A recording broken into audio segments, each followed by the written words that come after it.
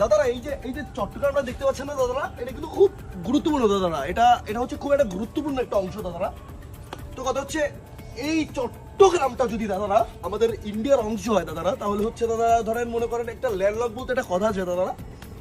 কারণ আমাদের ওই উত্তর পূর্ব অঞ্চলে ভারতের কোনো সমুদ্র সৈকত নেই, যার কারণে হচ্ছে দাদারা এই যে ত্রিপুর আসাম বলতে একটা জায়গা আছে দাদা, এখান থেকে ভারতের এক প্রান্ত থেকে অন্য প্রান্তে আমাদের কোনো মাল সামগ্রী আনতে দাদারা অনেক টাকা দিতে হয় দাদারা।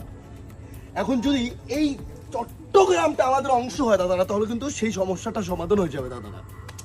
কারণ মূল সমস্যাই হচ্ছে এই প্রান্ত থেকে ভারতের এই প্রান্তে আসতে অনেক সময় লাগে দাদা, এর জন্য হচ্ছে খরচও বেশি হয় দাদা।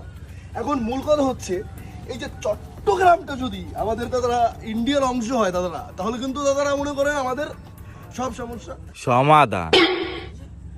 আপনারা কারা?